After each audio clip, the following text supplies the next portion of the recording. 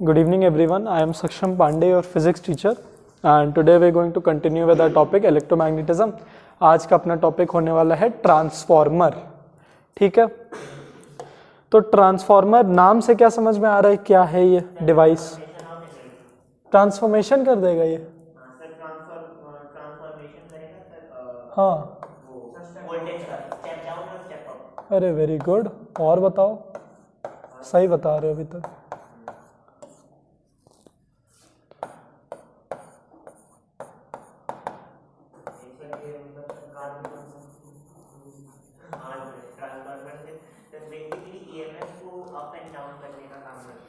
बहुत बढ़िया. तो क्या इससे बम्बल भी बन जाएगा? हाँ हाँ, बम्बल भी बन जाएगा. बताओ.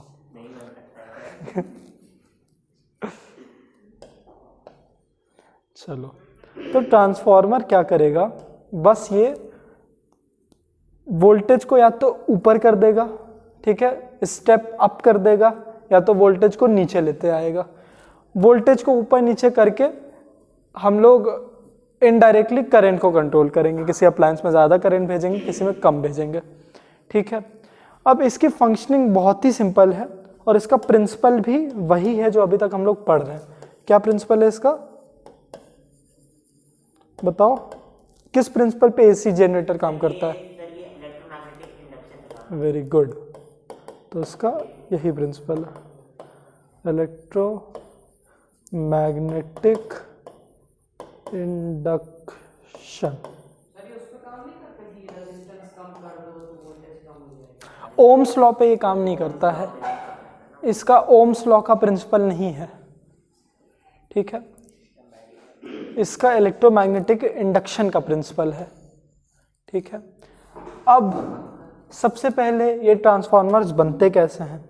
ये सबसे पहले तो पतली पतली शीट्स ली जाती हैं सॉफ्ट आयरन कोर की, जो कि लैमिनेटेड होती हैं. पेंट से लैमिनेट हो सकती हैं. ठीक है, किसी भी चीज़ से ऐसी लैमिनेटेड कि आपस में कंडक्शन ना करें. ठीक है, होता है to prevent the eddy current. Eddy current होता है इंड्यूस्ड करंट, कि हम लोग किसी और में इंडक्शन लाना चाह रहे हैं इन्हीं सॉफ्ट आयरन कोर में, क्योंकि थोड़ा एक दूसरे से दूर दूर रहेंगी, है ना, अपने में ही कहीं इंडक्शन ना कर दे करंट का. इस वजह से इनको लैमिनेट कर दिया जाता है. ठीक है, इन्हीं में ना फ्लो होने लगे करंट. ठीक है, जैसे इंसुलेशन नहीं होता वायर में, वैसे ही इन पे पेंट चढ़ाया गया है कि इनमें ना कोई कंडक्शन होने लगे इलेक्ट्रिसिटी का. हाँ, इसका डायग्राम तो नहीं, इसका तो वर्डिंग ही एक बार निकालते हैं पहले. ट्रांसफॉर्मर बुक में देखो एक इमेज दी है, एक के ऊपर एक रखा हुआ है सॉफ्ट आयरन कोर, टी और यू शेप्ड में. दिख रहा है? हाँ, तो हाँ, ये देखो,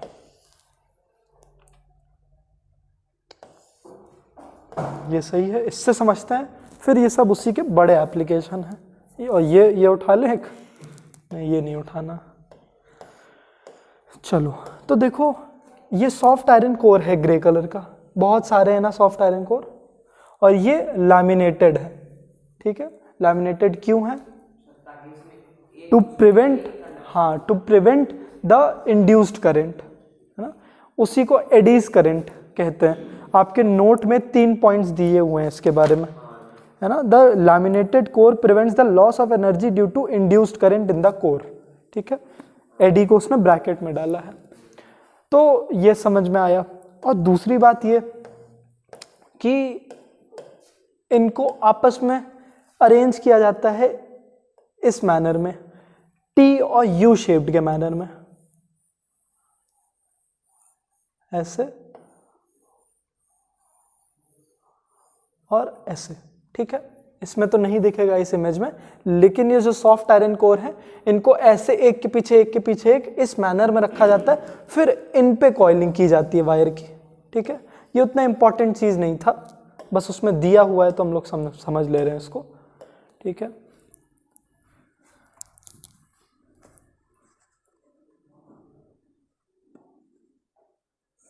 इसके बारे में हाँ देखो, laminated sheets of soft iron core of T and U shaped placed alternatively one above another, ठीक है। ठीक है। फिर हम लोग सॉफ्ट आयरन कोर क्यों यूज करते हैं इसके बारे में दिया है ना। तो हमारी लॉस ऑफ एनर्जी को दूर करने के लिए सॉफ्ट आयरन कोर यूज किया जाता है। अगर हम लोग हार्ड आयरन कोर यूज करने लगे तो वो मैग्नेटिक प्रॉपर्टी खुद भी एक्वायर कर लेता है, तुरंत लूज एंड गेन नहीं करता। सॉफ्ट आयरन कोर तो वही होता ही है कि जब तक करंट दौड़ रहा है उसमें मैग्नेटिक प्रॉपर्टी है, करंट बंद करो मैग्नेटिक प्रॉपर्टी बंद। लेकिन हम लोग हार्ड अगर यूज कर लिए तो वो अपने अंदर भरता रहेगा मैग्नेटिक प्रॉपर्टी, तो वो लॉस ऑफ एनर्जी होगी, वो खा रहा है उसको। तो minimize the loss of energy, cancel तो नहीं कर सकते, मिनिमाइज कर सकते हैं, ठीक है। कुछ सेकंड तक इस पे भी इफेक्ट रहेगा, इस सॉफ्ट आयरन कोर पे भी। तो ये एक पॉइंटर था। मतलब कि सर वो जो सॉफ्ट आयरन है हाँ थोड़ी देर तक वो हाँ, थोड़ी देर in comparison to hard iron core हम लोग बोलते हैं नहीं दौड़ती, तुरंत बंद हो जाता है, लेकिन कुछ सेकंड्स के लिए रहती है। और हार्ड आयरन में ज़्यादा देर तक। हाँ, हार्ड आयरन तो अगर आपने उसको 1 घंटे 2 घंटे तक चला दिया तो उसके अंदर प्रॉपर्टी रहेगी वो। अब डिपेंड करता है कितने एम्पियर का आपने उसमें करंट दौड़ाया है। बहुत ज़्यादा करंट डाल दिया तो बहुत अच्छा मैग्नेटिक प्रॉपर्टी आ जाएगी, क्या पता वो परमानेंट मैग्नेट बन जाए हमारा, है ना। ये टेम्परेरी मैग्नेट बनते हैं, है ना, जब तक करंट है तब तक वो परमानेंट मैग्नेट बन जाते हैं अगर बहुत लंबे टाइम तक उनमें मैग्नेटिक फील्ड लाइन जाती रही। चलो, ये तो बात हुई इन दोनों की। अब हम लोग इसमें करेंगे क्या, इसको बनाने को आता है, ठीक है। तो इसको बनाना बड़ा सिंपल है। हम लोग बस एक काम करेंगे, हम लोग एक एक स्क्वायर या फिर रेक्टेंगल बोल लो, रेक्टेंगल ही है ज़्यादा सही बोले तो, ये बना लेंगे। एक साइड लिख देंगे प्राइमरी और एक साइड लिख देंगे सेकेंडरी, ठीक है। अब इधर जो भी होगा हम लोग उसके सब्सक्रिप्ट में प्राइमरी लगा देंगे या फिर पी लगा देंगे, ठीक है। और इधर जो भी चीज़ होगी उसके सब्सक्रिप्ट में एस लगा देंगे। अब हम लोग क्या करेंगे, ये प्राइमरी कॉइल है ना, मतलब कॉइल जो यहाँ पे आएगी। अब जब हम लोग इसमें से वायर दौड़ा दिए तो ये जो कॉइलिंग हुई है, now this is the primary coil. समझ में आ रहा है, नहीं समझ में आ रहा है? आ रहा है ना। एक साइड को प्राइमरी बोलेंगे, एक साइड को सेकेंडरी बोलेंगे, ठीक है। एक साइड से करंट घुसेगा इसमें और एक साइड से निकलेगा। घुसेगा हमेशा प्राइमरी में, निकलेगा हमेशा सेकेंडरी से। हाँ पूछिए। ये जो तार है डेली तार के बोलते हैं कैसे? नहीं नहीं नहीं, इंडक्शन होगा अभी। इसकी कॉइलिंग करके निकाल लेंगे यहीं से। अब इसको ये एक बैटरी से कनेक्ट कर लो आप यहाँ पे। हाँ नहीं नहीं, सबके ऊपर हुई है, सबके ऊपर। हाँ दिखा रहे, कहाँ गया वो डायग्राम, ये ठीक है, इन शीट्स के ऊपर की गई है, सबके ऊपर। कॉइलिंग के बीच में हाँ हाँ, बस छोड़े हुए हैं स्पेस को। और कॉइल एक ही राउंड किया है। हाँ, सब में चला रहे हैं हम लोग, तो वायर को कस थोड़ी ना रहे हैं, है ना। और इसके बीच में हो भी ना तो हम लोग को तो ऐसा फिगर दिखाना ही पड़ेगा, ठीक है। आ जाइए, क्रिसमस मन गया। कहाँ है आपके सैंटा? अरे वो आपके साथी, आपको पता होना चाहिए ना। क्या क्या है ये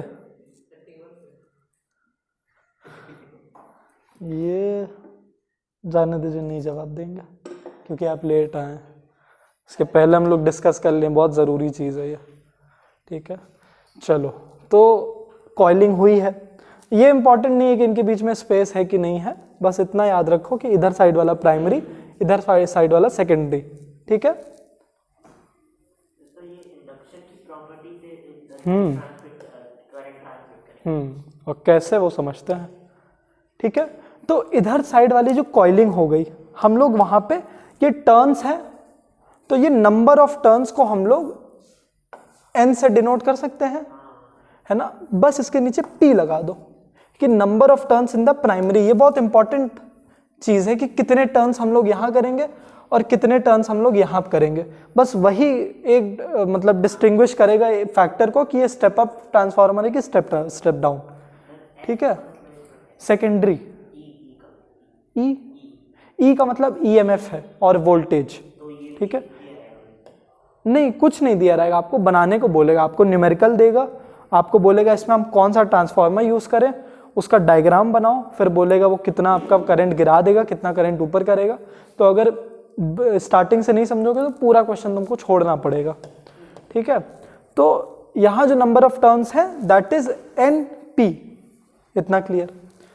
फिर यहाँ से जो वोल्टेज इसमें जाएगा हम लोग उसको या तो EMF EP लिख लें या फिर VP लिख लें, एक ही बात है।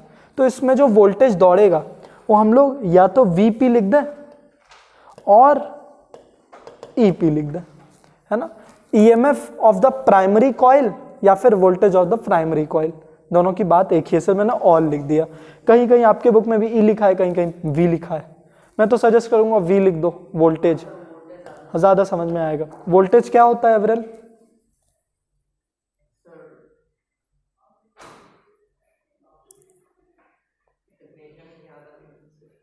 अच्छा, कुछ तो बताइए वोल्टेज के बारे में। अभी अभी आपने एग्जाम दिया है, बहुत बढ़िया। पोटेंशियल डिफरेंस होता है वोल्टेज, गुड। अभी हमको लगा आप बोलेंगे बैगन, पर अच्छा है। चलो, थोड़ा बहुत तो पढ़ रहे हैं। और फिर नहीं, ये स्टेप अप होगा कि स्टेप डाउन, उससे फर्क पड़ने वाला है। किसकी? EP और VP? हाँ।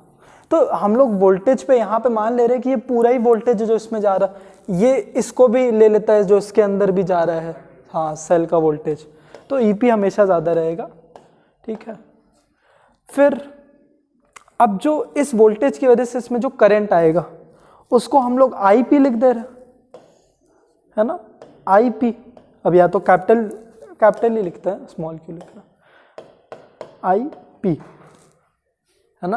तो ये तीन चीजें यहाँ पे चलेंगी हमारी, है ना। इतनी चीजें समझ में आई? अभी तक किसी को डाउट है कि हम लोग ट्रांसफार्मर में क्या किए हैं? हम लोग अवरल भाई ट्रांसफार्मर पढ़ रहे हैं, हम लोग ने AC जनरेटर खत्म किया था, हम लोग ट्रांसफार्मर पे आ गए हैं। वोल्टेज कैसे कम या ज़्यादा करते हैं हम लोग। ठीक है, वो तो आगे हम लोग देखेंगे कि वोल्टेज के साथ क्या होगा। भाई डायग्राम में सब कुछ क्लियर है? हाँ, बहुत तगड़े वाले आएंगे, बहुत तगड़े वाले आएंगे अगर आते हैं तो। हाँ, वो क्या क्या दिया रहेगा वो तो हम बताएंगे ही। अभी जितना हुआ है उतना तो बताओ, क्लियर है इतना सब कुछ? ठीक है, NP क्या है, VP क्या है, IP क्या है, सब समझ में आ गया ना। फिर यहां पे कॉइलिंग करेंगे हम लोग। ठीक है, अब ये कनेक्टेड होगा हमारे लोड से। ठीक है, हम लोग एक बल्ब लगा देते हैं यहां पे दिखाने के लिए कि ग्लो कर रहा है। अब सेम चीज है यहां पे भी, बस सबस्क्रिप्ट में S आ जाएगा। हाँ, गुड। तो ये जो नंबर ऑफ टर्न्स है कॉइल के वो NS हो जाएगा। जो वोल्टेज इसमें इंड्यूस किया जाएगा वो VS हो जाएगा, और जो करंट उस वजह से आ जाएगा इसमें इंड्यूस करंट वो IS हो जाएगा, है ना। I करंट होता है बेटा, है ना, करंट को I से डिनोट करते हैं। और सर E को EMF EMF, हाँ, EMF को E से। ठीक है, तो इतनी चीजें हुई हैं। अब होने क्या वाला है कि ट्रांसफार्मर, अब हमने बोला कि इलेक्ट्रोमैग्नेटिक इंडक्शन के प्रिंसिपल पे काम करता है। तो यहाँ पे कोई खुद समझ पाएगा कि इंडक्शन होगा कैसे? कोई एक्सप्लेन करेगा? करंट पास किया इसमें, फिर हाँ, इलेक्ट्रोमैग्नेट बनाइए एक। हाँ, गुड। हाँ, बहुत बढ़िया। फिर नहीं, फील्ड तक बताएं, उसके बाद डिटेल में बताइए। करंट तक कैसे पहुंच गए, कुछ और बताइए ना। मैग्नेटिक फील्ड तक बहुत बढ़िया बता दिए, चलो जितना बताया उतना तो हम लोग समझते भी हैं। इसको चलाया, इसमें करंट पास किया, ये गया। अच्छा मैं अगर पूछ लूं कि इसमें से नॉर्थ पोल कौन सा साउथ पोल, तो बताएगा कोई? वीपी और ईपी अलग-अलग है कि सेम है? एक ही है, इसीलिए तो और लिखा है, हम लोग एंड नहीं लिखे। ठीक है, ये मतलब क्लॉक रूल लगा के बताओ कौन सा नॉर्थ कौन सा साउथ। ये नॉर्थ, क्यों? हाँ ऐसे जा रही है, तो ये कौन सा मूवमेंट हुआ? क्लॉकवाइज। तो क्लॉकवाइज क्या होता है? क्लॉकवाइज साउथ होता है। ये देखो ऐसे जा रही है, ऐसे ऐसे ऐसे, तो हम लोग अगर घुमाते रहे तो क्लॉकवाइज हुआ। तो ये पीछे से क्या आगे से मतलब नहीं, हम लोग जैसे ये चीज़ ले लिए, ये हमारा ट्रांसफार्मर है, उसके ऊपर से हम लोग ने ऐसे कॉइलिंग कर दी है। हाँ ठीक है, तो टर्न्स नहीं, साउथ पोल बन जाएगा। अब अगर नीचे से देखोगे, नीचे से देखते हो तो ये एंटी क्लॉकवाइज चल रहा है, ऐसे है ना। देखो एंटी क्लॉकवाइज इस डायरेक्शन में चल रहा है, ये तो देख रहे हो एंटी क्लॉकवाइज। तो एंटी क्लॉकवाइज मतलब नीचे नॉर्थ है, ऊपर साउथ है, नॉर्थ साउथ। ठीक है, क्लॉक रूल लगाया करो। फिर अब मैग्नेटिक फील्ड लाइंस नॉर्थ से निकलेंगी, साउथ में घुसेंगी। ये इंपॉर्टेंट नहीं है कि वो एग्जाम में नहीं पूछेगा नॉर्थ बनेगा कि साउथ, वो बस देख रहे थे, एक बार रिवाइज कर रहे थे कि क्लॉक रूल। हाँ कैसे?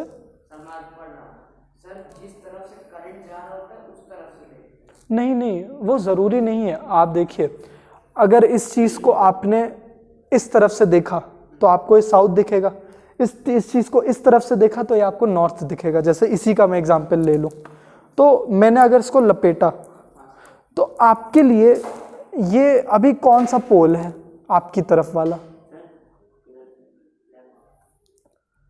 तार को देखिए, मैंने ऐसे रोटेट किया है। आप लोग अपने साइड ही से तो देख पाएंगे।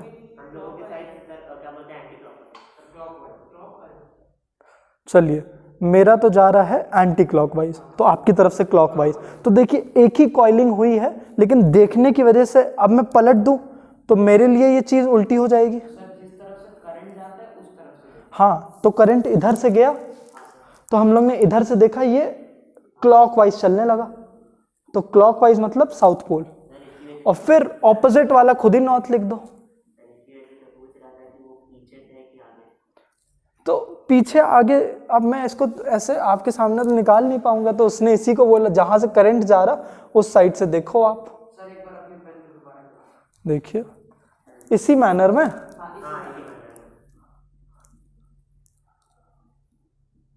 मेरे यार इसका तो तार उलझेगा।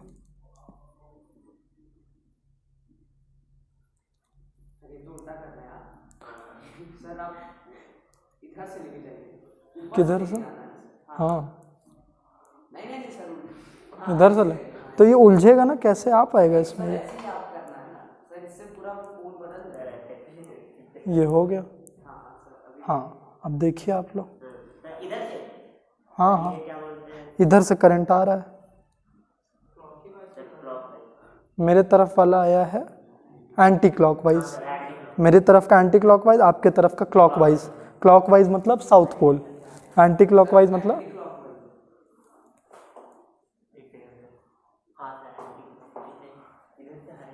ये आपका ओपिनियन तुरंत उसके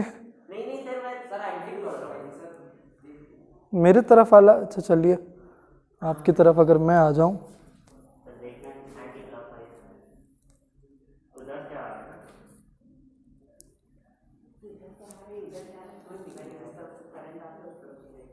एंटी क्लॉकवाइज आ रहा है। चलिए, वैसे पोलैरिटीज पे फर्क नहीं लाएगी, ठीक है। इस केस में तो ये हमारा साउथ ही पोल बनेगा, क्योंकि अगर आप लोग देखें तो यहां से ये चल के इस डायरेक्शन, ये गया, ये लूप बना, ये निकला, तो ये क्या हो गया, ऐसे चल रहा है ना। अगर हम लोग इसको डायरेक्शन का नाम दें, ये और ये चला है, तो ये क्लॉकवाइज पोजीशन में दौड़ रहा है। अच्छा नहीं, एक सेकेंड, एंटी क्लॉकवाइज जा रहा, हाँ हमने इसको चला दिया था, हाँ सही बोल रहे, ठीक है, एंटी क्लॉकवाइज, ये और ये, हाँ ठीक है, नॉर्थ। अच्छा बुक में 3D दिया है, अच्छा वाह, सर उसमें वो एक सिग्नल नहीं किया ना, कई बना दिए ना 3D। हाँ नहीं, अगर मुझे इसको 3D बनाना ही है ना तो मैं क्या करूँगा, हाँ वो तो ले ही लेंगे, क्योंकि आपको बनाने को आएगा तो इसीलिए मैं साथ साथ बना रहा हूँ, डायग्राम पे नहीं एक्सप्लेन कर।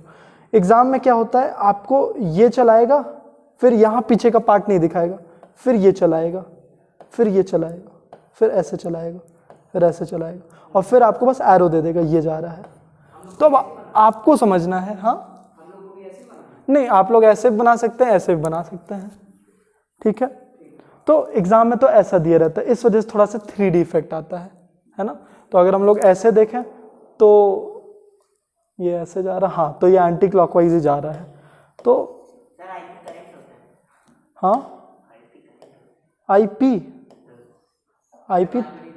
हाँ हाँ प्राइमरी करंट, तो ये नॉर्थ, ये साउथ, तो मैग्नेटिक फील्ड निकली और इसमें एंटर की, निकली एंटर की, निकली एंटर की, भाई यहाँ पे भी हुआ क्या, हाँ बहुत सारी वेस्ट, बहुत सारी जाएंगी, है ना, वेस्ट तो उसको तो रोका नहीं जा सकता, ये ऐसे भी निकलेंगी, तो जितनी इसमें से गई उतना इसका फ्लक्स हो गया, चेंज इन फ्लक्स भी होगा, क्यों, हम लोग मूवमेंट तो कुछ कर नहीं रहे, तो चेंज इन फ्लक्स कैसे होगा, है ना। ईएमएफ तो इसमें तभी इंड्यूस हो सकता है जब डेल्टा फाई आए, यहाँ पे तो सिर्फ फाई है, तो इस पर डेल्टा कैसे आ रहा है, नहीं, इसका आंसर है कि यहाँ से एसी करंट निकल रहा है, ट्रांसफॉर्मर्स हमेशा एसी करंट के लिए काम करते हैं, डीसी करंट के लिए नहीं, मतलब एसी के लिए काम करते हैं, डीसी के लिए नहीं।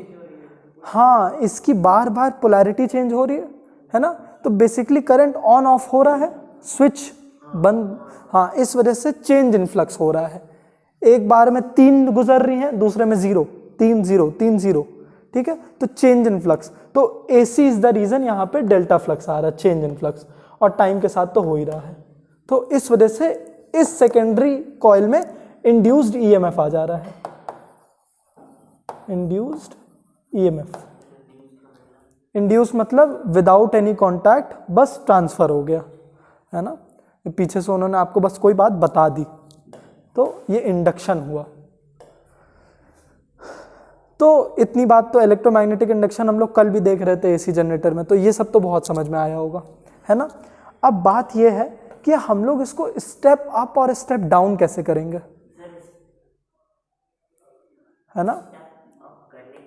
ये ट्रांसफार्मर का डायग्राम है, फिर अब हम लोग स्टेप अप बनाएंगे, स्टेप डाउन, यहाँ तक एक ट्रांसफार्मर ऐसे इंडक्शन करके इसमें आ जाएगा और लोड हमारा ग्लो करेगा, ठीक है।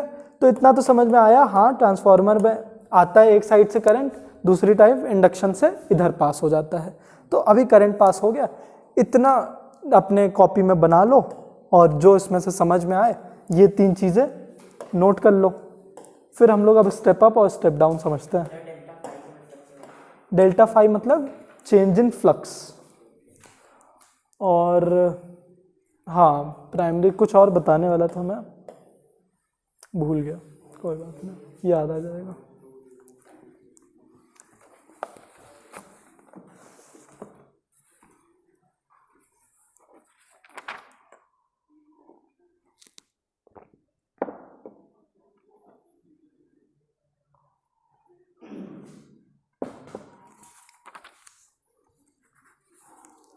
अच्छा सर, ये जो मैग्नेटिक फील्ड बनी वो सिर्फ एक साइड बनेगी, एक साइड बनेगी सर? हाँ इधर साइड ही बन पाएगी, क्योंकि इसी में करंट दौड़ रहा है, इसमें मैग्नेटिक प्रॉपर्टी आएगी। मतलब एग्जाम में हमें दोनों साइड बनानी है? नहीं, तुम्हें बनाना ही नहीं है एग्जाम में, ये नहीं बनाना है एग्जाम में, बस हम लोग नंबर ऑफ टर्न्स देखते हैं, इस साइड कितनी है, उस साइड कितनी, नंबर ऑफ टर्न्स ही सबसे ज़्यादा इंपॉर्टेंट है इसमें। हाँ पूछिए। यहाँ पे रोल किए हैं और वो सॉफ्ट आयरन है, तो सर इलेक्ट्रिसिटी कंडक्ट करेगा? अच्छा ये वायर भी, हाँ अच्छा वायर भी इंसुलेटेड है, ये वायर भी इंसुलेटेड है, बहुत बढ़िया बता दिया। चलो यही एक अच्छी बात होती है, जिसका जो दिमाग से पढ़ रहा हो कोई चीज़ छूटती नहीं है, इंसुलेटेड वायर है, इंसुलेटेड वायर, इसी चीज़ को अवॉइड करने के लिए कि इसमें करंट ना दौड़े। इस चीज़ को अवॉइड करने के लिए दो चीज़ें हैं। पहली बात तो हम लोगों ने लैमिनेट भी किया है उसको, सॉफ्ट आयरन कोर को, कि ये ना हो, प्लस ये इंसुलेटेड वायर है, इस पर प्लास्टिक की शीट चढ़ी रहती है, क्योंकि हम लोग को तो बस मैग्नेटिक फील्ड से मतलब है, तो वो तो उससे भी पास कर जाएगी, ठीक है।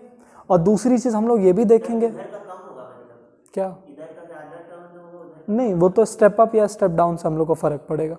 और ये भी हम लोग अभी आगे समझेंगे कि किधर साइड हम लोग वायर और मोटी लेंगे, किधर साइड पतली, ये भी आगे आएगा, ठीक है। इंसुलेटेड वायर होगा आपके क्वेश्चन के लिए।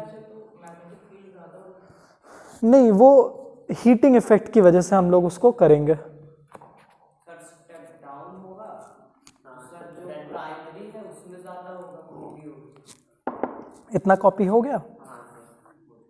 चलो अब एक चीज़ लिखो।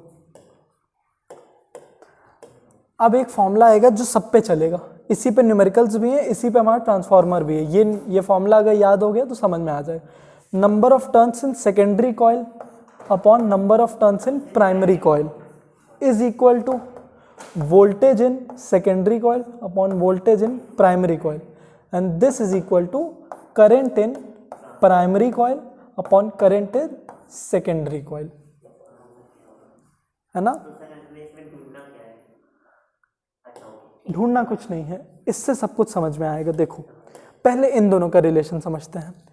तो यहाँ पे डायरेक्ट रिलेशन है ना नंबर ऑफ टर्न्स का वोल्टेज के साथ, है ना। तो हम लोग अगर नंबर ऑफ टर्न्स बढ़ा दिए तो वोल्टेज भी बढ़ जाएगा, और नंबर ऑफ टर्न्स अगर घटा दिए तो वोल्टेज भी घट जाएगा। ये चीज़ एक हुई, है ना। तो जो नंबर ऑफ टर्न्स बढ़ेगा जिसमें वोल्टेज अप किया जाता है, that is step up transformer, है ना। स्टेप अप कैसे करेंगे? नंबर ऑफ टर्न्स बढ़ा के, किसमें, वो हम लोग देखेंगे। फिर नंबर ऑफ टर्न्स घटाएंगे, वोल्टेज कम होगा, वो स्टेप डाउन ट्रांसफॉर्मर, ठीक है। अच्छा, स्टेप अप वाले में क्या होने वाला है? देखो नंबर ऑफ टर्न्स और वोल्टेज का इनवर्स रिलेशन है करंट से। हाँ, यहाँ पे इस पे हम लोग इसका डेरिवेशन भी निकालेंगे। यहाँ पे ओम्स लॉ नहीं लगता है ना। ये हमारे मैग्नेटिक इंडक्शन का फॉर्मूला है, तो यहाँ से हमारा वोल्टेज और आई के बीच में एक इनवर्स रिलेशन आ जाता है। और अल्टीमेटली यहाँ पे कोई कुछ भी क्रिएट नहीं होता है, क्योंकि पावर का फॉर्मूला, अगर हम लोग इलेक्ट्रिकल पावर का फॉर्मूला लिखें तो वो क्या होता है? सबसे सिंपल वाला पावर फॉर्मूला। पावर का मतलब क्या होता है? रेट ऑफ डूइंग वर्क, है ना। तो यहाँ पे वर्क है electrical energy, that is VIT, और पावर है तो अपॉन टी, तो ये कैंसिल है, तो VI होता है ना। तो देखो अब हम लोग जब वोल्टेज बढ़ाएंगे, यहाँ पे जब वोल्टेज बढ़ेगा तो करंट घट जाएगा, लेकिन पावर तब भी सेम रहेगी क्योंकि मल्टीप्लाई होने वाले हैं। और वही केस दूसरे साइड, सेकेंडरी साइड भी वही होगा। हम लोग अगर वोल्टेज को कम किए, करंट बढ़ गया, तब भी पावर सेम ही रहेगी, है ना। तो ये भी एक फैक्टर है कि हम लोग क्यों डायरेक्ट रिलेशन नहीं मान सकते, नहीं तो हमारी करंट प्रोड्यूस होने लगेगी। ट्रांसफार्मर कभी भी करंट प्रोड्यूस नहीं करेगा, है ना, उसका मैग्नीट्यूड बढ़ाएगा, है ना। और वो कैसे करेगा? वोल्टेज खा लेगा, करंट बढ़ा देगा, या वोल्टेज हमारा वोल्टेज की वैल्यू कम कर लेगा और हमारा करंट की वैल्यू बढ़ा देगा। तो अब दूसरे केस में अगर वोल्टेज बढ़ गया तो करंट क्या हो जाएगा? बताओ, बढ़ गया तो ये कम हो गया, लेकिन इलेक्ट्रिकल पावर क्या रही? कांस्टेंट रही, है ना। ये भी कभी कभी क्वेश्चन पूछता है और ये आपके भी मन में आना चाहिए। ये मैं आगे करने वाला था, लेकिन पहले ही तुम लोग इस चीज़ को उठा लिए कि यहाँ से और यहाँ से निकलते टाइम इलेक्ट्रिकल पावर सेम ही रहने वाली है। वोल्टेज और करंट का वैल्यू बदल जाएगी, लेकिन इधर और इधर इलेक्ट्रिकल पावर सेम ही रहने वाली है।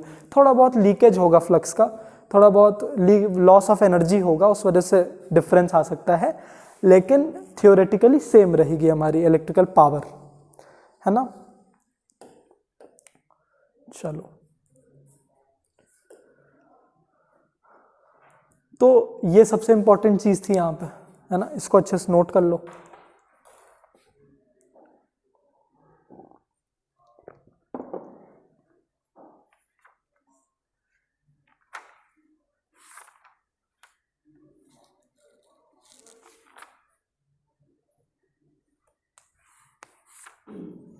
और जो हमारे फ्लक्स का फॉर्मूला आएगा अब,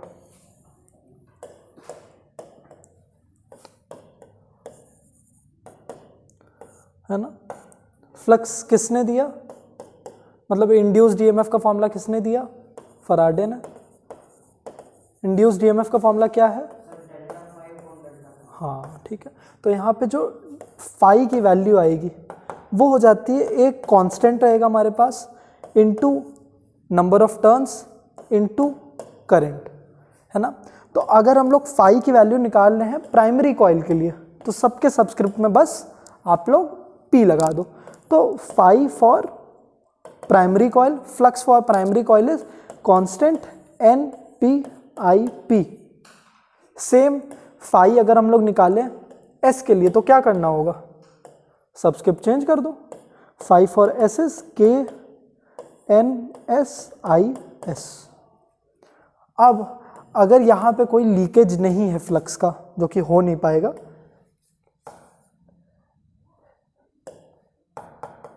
provided there is no leakage या फिर loss of flux, leakage of flux, then phi primary should be equal to phi secondary, है ना। तो अगर इसकी वैल्यू यहीं पे लिख दें, मतलब K N P I P is equal to K N S I S, इससे हमारा ये कैंसिल आउट हो जाएगा। अब हमारा बात क्या बची, एन पी अपॉन, इसको अगर नीचे लेते हैं, N S is equal to I S upon I P. तो यहाँ से हमारा इन्वर्स रिलेशनशिप आया नंबर ऑफ टर्न्स और करंट के बीच का, जो कि हम लोग वहाँ पे दिखा रहे हैं, ठीक है। ये जो हमारी फॉर्मूला है, ये दो फॉर्मूला का मिक्सचर है। एक फॉर्मूला तो वो है जो कि हमारे फ्लक्स से रिलेटेड है, वो ये फॉर्मूला है जिससे हमारे नंबर ऑफ टर्न्स और करंट का रिलेशनशिप पता चलता है। तो क्या रिलेशनशिप आया नंबर ऑफ टर्न्स और करंट का, इनवर्स रिलेशनशिप आया। देखो नंबर ऑफ प्राइमरी यहाँ पे नीचे है, तो जब ये बढ़ेगा नंबर ऑफ टर्न्स, अगर हम लोग प्राइमरी में बढ़ा दिए तो यहाँ पे घट जाएगा वो, है ना। तो ये जान लो नंबर ऑफ टर्न्स का इनवर्स रिलेशनशिप है आई के साथ, इतना नोट कर लो।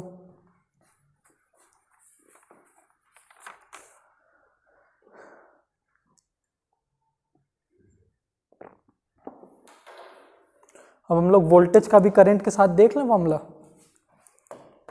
है ना, जो कि कंफ्यूजिंग लग रहा कि सर पहले तो डायरेक्ट रिलेशनशिप था। तो जैसे मैंने भी बताया इलेक्ट्रिकल पावर का फॉर्मूला, इलेक्ट्रिकल पावर क्या होता है, V इंटू आई। तो अगर हम लोग ये बात प्राइमरी के लिए कर रहे हैं तो VP इंटू IP ये हो जाएगा प्राइमरी कॉइल का पावर, और अगर हम लोग सेकेंडरी के लिए बात कर रहे हैं तो वो हो जाएगा VS into IS secondary coil का पावर, है ना। ये प्राइमरी कॉइल का पावर है, पावर प्राइमरी, पावर सेकेंडरी। अब यहाँ पे अगर कोई लॉस ऑफ इलेक्ट्रिकल एनर्जी नहीं हो रही है हाइपोथेटिकली, तो power P should be equal to power S, है ना, यही होना चाहिए। तो अगर इसको हम लोग यहाँ पुट कर दें तो क्या आ जाएगा, VP IP is equal to VS IS। क्या रिलेशनशिप आया, VP upon VS is equal to IS upon IP। Inverse relationship बन गया, बना कि नहीं, बोलो बन गया। तुम नोट नहीं कर रहे हो, अरे सर क्या बताएं आपको, मेरी IQ 300 के पार हो गई है। मुझे नोट करने की ज़रूरत नहीं पड़ती है। V is inversely proportional to I। तो यहाँ से दो हमारी डेरिवेशन आई जो कि मैं नहीं समझाता क्योंकि इसका कोई रेलेवेंस नहीं है। आप लोग बस वही फॉर्मूला लगाओगे, आपका सारे न्यूमेरिकल सॉल्व होगा। लेकिन कोई डाउट ना रहे, जो तीनों का जो दोनों फॉर्मूला का मिक्सचर है वही फॉर्मूला हर जगह लगना है। लेकिन डाउट ना रहे कि सर इन दोनों के बीच नेगेटिव इनवर्स रिलेशनशिप और डायरेक्ट रिलेशनशिप आ कैसे रहा है ना। चलो, नहीं काम तो तुम लोग के समझने के लिए है, कम से कम उस बच्चे का, क्योंकि उसने बोला कि सर इनका तो पहले डायरेक्ट रिलेशनशिप था, अब इनवर्स आप बता रहे, तो इस वजह से बता रहे। चलो, तो और खासकर अगर ये दोनों चीज़ें समझ में आ गई तो तुम लोग खुद ही सब कुछ ड्रॉ कर लोगे। अरे तुम तो बेटा बहुत ही जीनियस हो, तुम तो सबसे बड़ी चीज़ समझ लो, हम लोग छोटी छोटी चीज़ें समझेंगे। चलो,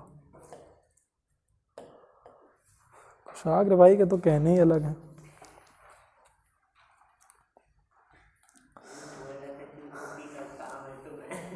चलो, टर्न्स का रेशियो भी देख लेते हैं। बस ये फॉर्मूला देख के फिर हम लोग ड्रॉ करने लग जाएंगे।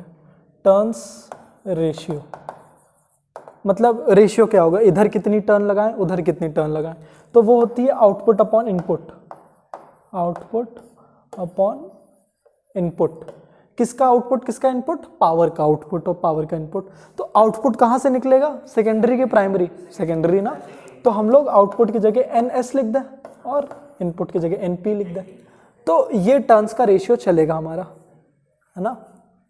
चलो अब स्टेप अप ट्रांसफार्मर यहाँ से बनाते हैं हम लोग। स्टेप अप ट्रांसफार्मर, अब हम लोग यही जो फॉर्मूला है हमारा उसको लगा के समझ के कर ले रहे हैं। स्टेप अप ट्रांसफार्मर है मतलब क्या, हम लोग को किसको स्टेप अप करना है, किसको बढ़ाना है, वोल्टेज को ना, वोल्टेज को ही बढ़ाते कम करते, वोल्टेज को बढ़ाना है तो हम लोग को नंबर ऑफ टर्न्स बढ़ाने पड़ेंगे, है ना। उसका मतलब I गिर जाएगा, है ना। तो एक बार तुम लोग ट्राई करो बनाने का, इसको अपना सॉफ्ट आयरन कोर बनाओ, उसकी जगह कॉइलिंग करो, किधर प्राइमरी में हम लोग कॉइल बढ़ा दें कि सेकेंडरी में कॉइल बढ़ा दें।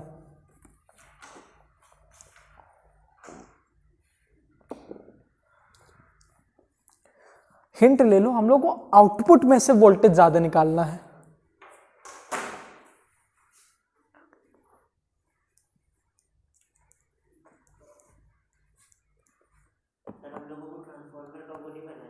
बनाना है, ट्रांसफार्मर ही बनाना है तुम लोग को। हाँ, जैसे तुम लोग बनाना चाहो वैसे बनाना है।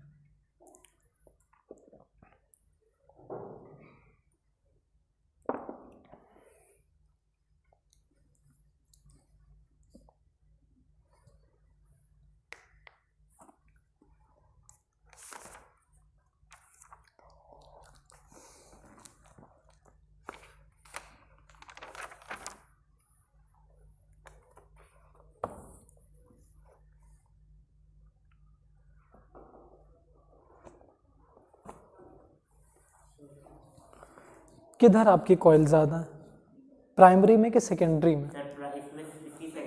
सेकेंडरी में कॉइल ज़्यादा है, ठीक है देखते हैं आपकी किधर ज़्यादा है। प्राइमरी में ज़्यादा है, ठीक है। अविरल प्राइमरी में ज़्यादा है, चलो देखते हैं इसको।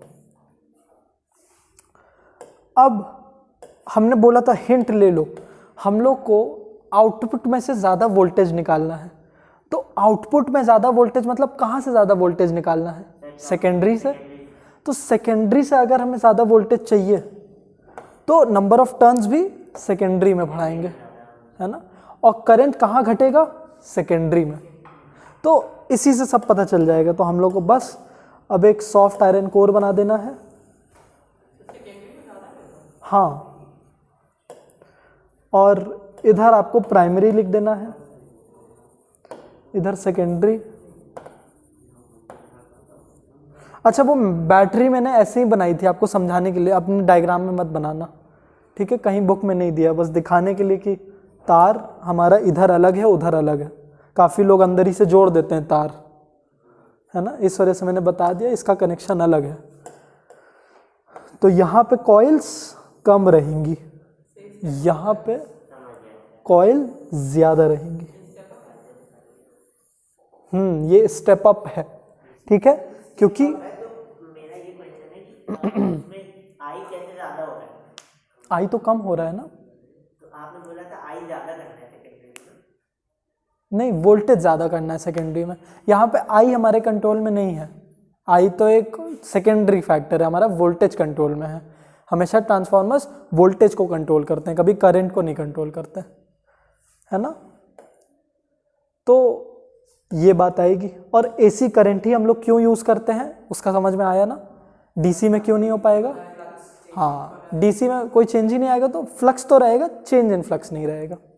तो ये समझ में आया।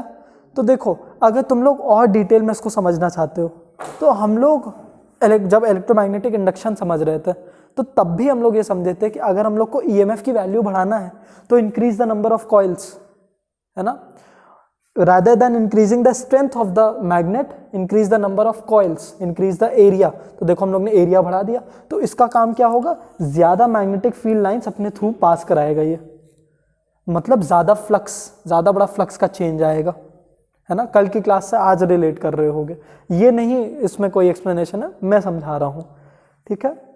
तो क्यों बढ़ा रहे कि मतलब कोई वो ना रहे ना कि गलती से हम लोग यहाँ बना दिए, 2-3 चीज़ें पता रहे जिससे कोई गलती ना हो इसमें बनाने में। तो अगर हमें इधर ईएमएफ ज़्यादा बनाना है, एक अलग पर्सपेक्टिव से देखें, इधर ईएमएफ ज़्यादा चाहिए सेकेंडरी में, तो हम लोग इधर सरफेस एरिया बढ़ा दें, मतलब एरिया ऑफ द कॉइल बढ़ा दें। इधर हम लोग को ज़्यादा चाहिए अगर अपना ईएमएफ, तो इधर एरिया बढ़ा दें, है ना। तो ये हमारा स्टेप अप ट्रांसफॉर्मर है, स्टेप, हाँ वोल्टेज का फॉर्मूला होता है V इक्वल्स टू IR। हाँ, वही मैं बोला, ओम्स लॉ यहाँ पे नहीं लग रहा, यहाँ पे इलेक्ट्रोमैग्नेटिक इंडक्शन चल रहा, इसीलिए मैंने वो 2 डेरिवेशन तुमको सिखाए। जो तुम बोल लेते ना कि एक बड़ा वाला ही हम समझ लें, तो इसीलिए मैंने 2 छोटे वाले दिए हैं जिससे तुम्हें क्लियर हो रिलेशनशिप।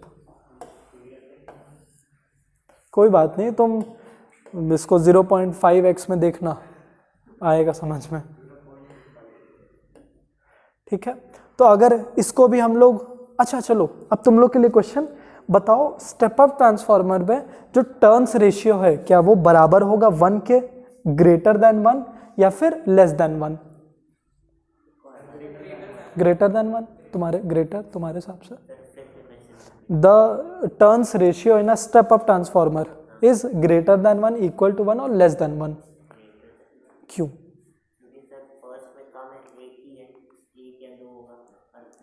अच्छा, कॉइल, हाँ चलो अब आगे बताओ।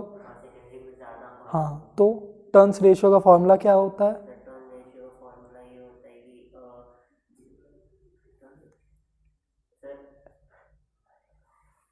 जितनी बार वो घूम रहा है, हाँ, NS अपॉन NP। तो देखो NS यहाँ पे ज़्यादा है कंपैरिजन में NP के, तो इसीलिए ज़्यादा आएगा। और हम लोग इसको काउंट भी, वैसे तो काउंट करके ही निकाला जाता है, हम लोग काउंट भी करते हैं। तो यहाँ पे कितने टर्न्स है? 1 टर्न, यहाँ पे 1 2 3 4 टर्न, तो यहाँ पे टर्न्स रेशियो कितना आ गया? 4 का रेशियो आया है ना। 4 का मतलब यहाँ पे वोल्टेज 4 टाइम बढ़ेगा, है ना, करंट 4 टाइम घटेगा, है ना। इसी पे न्यूमेरिकल बेस्ड आते हैं कि हम लोग को करंट को मान लो 20 गुना गिराना है या फिर 10 गुना गिराना है। वो तो तुम लोग को क्वेश्चन देख के, वो तो मैं समझा रहा हूँ। क्वेश्चन में सिर्फ आपको पावर देगा, वोल्टेज देगा और बोलेगा कि जो अप्लायंस है उसको सिर्फ इतनी ही पावर चाहिए, इतनी ही वोल्टेज चाहिए। तो हम लोग कैसे वोल्टेज को गिराएं? तो आप लोग टर्न्स रेशियो का फॉर्मूला लगा के देखो कि दोनों में कितना डिफरेंस है। 5 टाइम अगर गिराना है, कि अगर इधर वाला मतलब जो हमारा अप्लायंस है वो 5 वोल्ट से चल रहा है लेकिन निकल रहा है 25 वोल्ट, तो 5 टाइम गिराना है, तो स्टेप डाउन ट्रांसफार्मर हम लोग बनाएंगे और 5 बार गिराएंगे, मतलब एक तरफ 5 गुनी टर्न्स होगी, है ना, ऐसे चलेगा। स्टेप अप ट्रांसफार्मर से करंट कम हो जाएगा। हाँ, करंट कम हो जाएगा। रेजिस्टेंस भी कम होगा। चलो रेजिस्टेंस वाला भी तुमने उठा दिया। सर उससे हीटिंग कम होगी। हीटिंग ज़्यादा हो जाएगी, जहाँ पे करंट ज़्यादा होगा वहाँ पे हीटिंग ज़्यादा हो जाएगी। मतलब इन दोनों में हीटिंग किधर ज़्यादा होगी तुम लोग बताओ? सर मैं ये बात नहीं कर रहा, हाँ मैं कह रहा हूँ कि जब यहाँ से हाई वोल्टेज जा रहा है हाँ, तो वहाँ हाँ हीटिंग कम हो जाएगी। अच्छा ये बहुत अच्छी चीज़ तुमने बताई। तो अब समझ में आ रहा है कि हम लोग इतना हाई वोल्टेज क्यों भेजते थे जब हम लोग हाउस होल्ड सर्किट पढ़ रहे थे।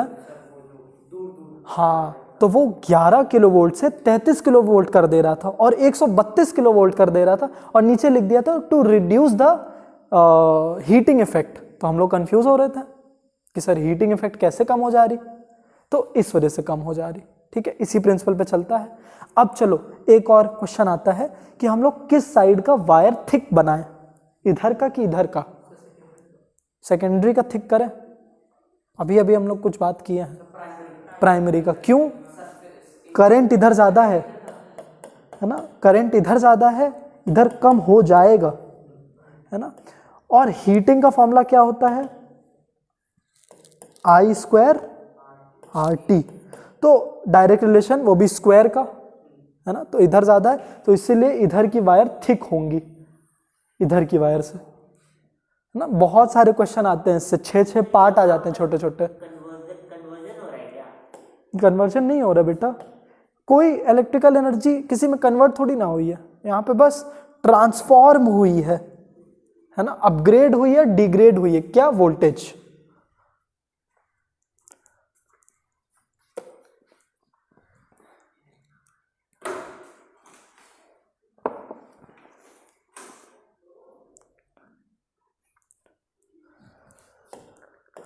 तो स्टेप अप ट्रांसफार्मर में voltage in secondary coil is greater than voltage in primary coil. इसमें number of turns in secondary greater than number of turns in primary, और I in secondary is less than I in primary. ये 3 इसके की rules आए, ये चलेंगे।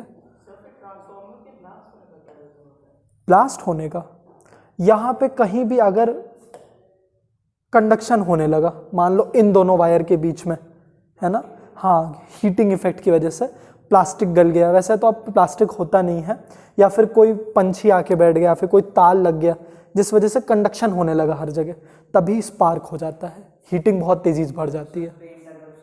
हाँ उखड़ जाए, वो थोड़े टाइम बाद तो होना ही है, इसीलिए गर्मियों में ज़्यादा ट्रांसफार्मर फटते हैं हीटिंग इफेक्ट की वजह से ही। क्योंकि सर रोज बहुत ज्यादा हो जाता है। सबके घर पे एसी चलता है। ठीक है, अब स्टेप डाउन तुम लोग बनाओ और ये सब कुछ तुम लोग लिखने का ट्राई करो, किधर वायर मोटी होगी किधर पतली होगी, है ना। फिर उसके बाद एक क्वेश्चन करते हैं और खत्म करते हैं क्लास।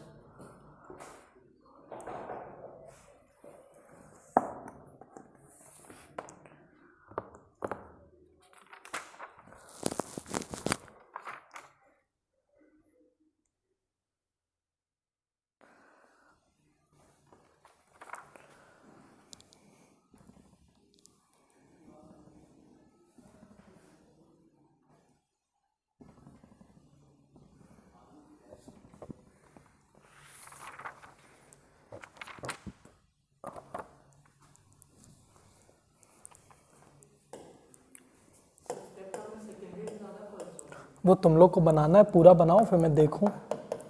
स्टेप डाउन, मैं तो कहूँगा पहले वो फॉर्मूला लगा के अपना लॉजिक क्लियर कर लो फिर बनाओ।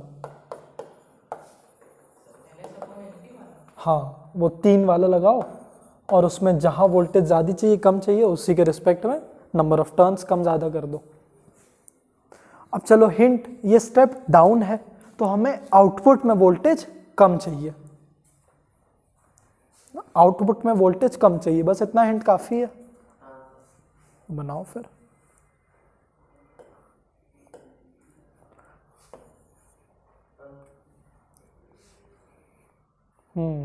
एकदम बढ़िया।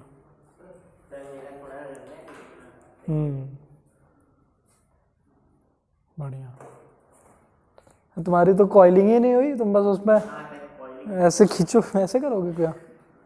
एक कॉइल कर देना, एक कॉइल कर देना तुम, जब तक कॉइल नहीं होगा उसमें से फ्लक्स ही नहीं जाएगा तुम्हारा तो ट्रांसफार्मर यूजलेस है।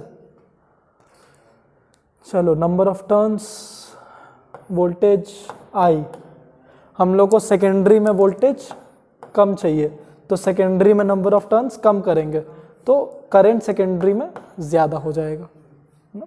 चलो इतनी बात होगी। अब इसका बनाने का क्या पॉइंट, तुम लोग बना तो लिए, डायरेक्टली क्वेश्चन पे आते हैं। एक और थिक वाला भी किधर का ज़्यादा थिक था?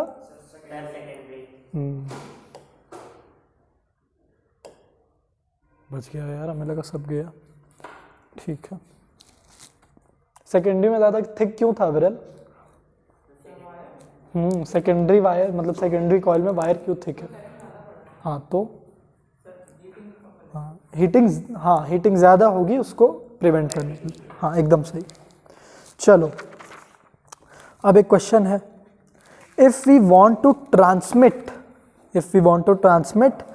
1.1 kilo volt comma 220 volts, if we want to transmit 1.1 kilo watt comma 220 volt electrical power, है ना।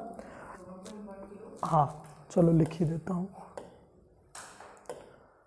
Want to transmit 1.1 kilo watt comma 220 volts of electrical power to 11,000 kilo watt, है ना। तो what kind of a transformer will we use and what will be the turns ratio? ठीक है, ये सबसे पहला न्यूमेरिकल है आपका। सर वो सेकेंडरी वाला 220 वोल्ट सेकेंडरी, आपको यहाँ से यहाँ तक जाना है ना। अभी 1.1 किलोवाट है, आपको 11,000 किलोवाट तक जाना है। अब आप लोग को वो इलेक्ट्रिकल पावर वाला फॉर्मूला लगाना पड़ेगा।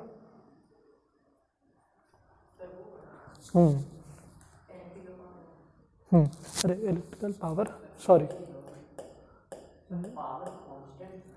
11 किलो वोल्ट,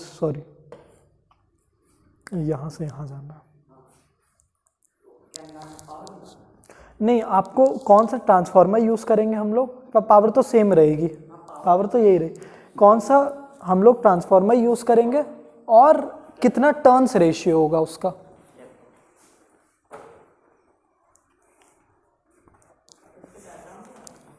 हाँ उसके बाद बोला है ड्रॉ, मतलब इसमें नहीं ड्रॉ है, लेकिन ड्रॉ करने को आ जाएगा। अगर देते हैं तो पक्का ड्रॉ करने को आएगा। ये क्वेश्चन ड्रॉ वाला नहीं है, वाला सिर्फ सॉल्विंग का है। हाँ वो तो होगी ही, एग्जैक्टली कितनी होगी वही न्यूमेरिकल। हाँ यहाँ पे आ जाएगा, सॉल्व करो इसको, मैं करूँ।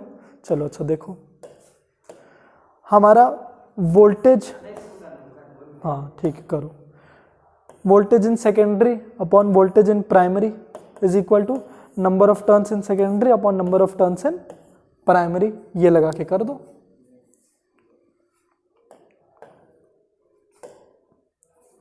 मतलब 11,000 हाँ किलो वोल्ट अपॉन 220, ये कटा तो 22, इसको 50 टाइम, ये 5 टाइम्स लेता गया तो 50 आया इसका टर्न्स रेशियो, है ना। इसका मतलब कि हम लोग सेकेंडरी कॉइल में जाके 50 बार टर्न कर देंगे तो 1:50 का रेशियो चलेगा। समझ में आ रहा है, इधर एक कॉइल उधर 50 कॉइल, है ना। और अगर मान लो इधर 10 कॉइल है ऑलरेडी, तो इधर कितनी कॉइल करनी पड़ेगी? वेरी गुड, ठीक है, समझ में आ रहा है। ऐसे क्वेश्चंस बनते हैं। चलो दूसरा क्वेश्चन, ये वाला खुद से करना।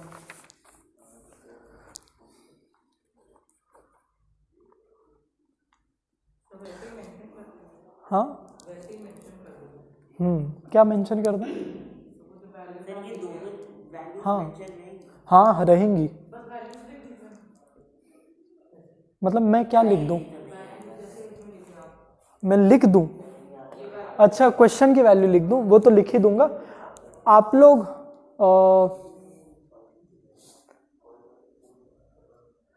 लोग निकालिए current in the primary coil, इसी क्वेश्चन का current in the primary coil and current in the secondary coil. हाँ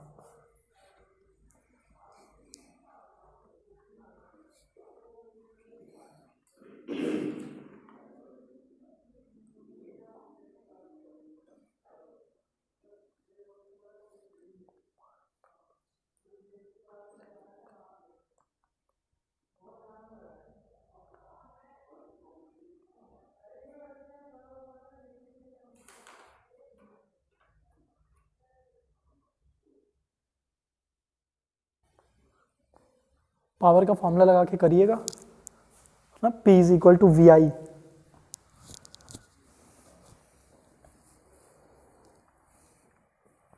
सर 50 एम्पियर प्राइमरी 50 नहीं, एक डेसिमल मतलब एक जीरो और लगा रहे हैं आप, 5 एम्पियर। ये आ रहा होगा आपका I P is equal to P by V. हाँ, तो पावर कितनी है इसमें? 1.1 किलोवाट है ना।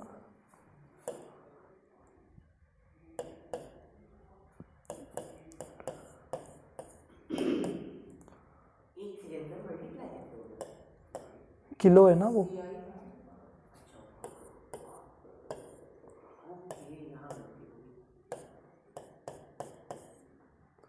ये 110 हो जाएगा, तो ये इसको 50 टाइम्स काटेगा, नहीं ये 2 5, ये तो और भी 0.5 मेरा तो और घट गया। रुकिए फिर से करते हैं उसको। पावर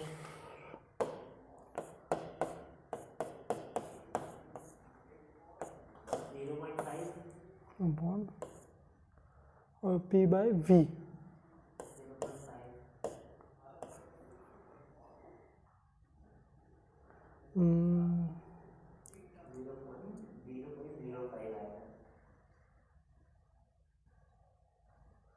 कुछ तो गड़बड़ी हो रही है क्या?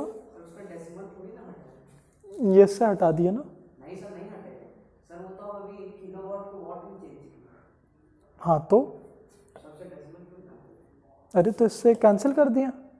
हाँ, ये कर कैंसिल ही तो किया है। अब ये आ गया हमारा 110/22, तो ये इसको काटता है 5 टाइम्स में, तो 5 एम्पियर। ठीक है, इतनी कट हो गया तो कुछ दिख ही नहीं रहा ना, तो 5 एम्पियर इधर, और हमारा उस तरफ क्या हो जाएगा? देखो आई इन सेकेंडरी क्या हो जाएगा? फिर से P बाई वी, पावर वही रहनी है, तो 1.1 इंटू 1000, इसको हटा दो, अपॉन, अब उधर साइड कितना वोल्ट चाहिए था हम लोग को? 11000।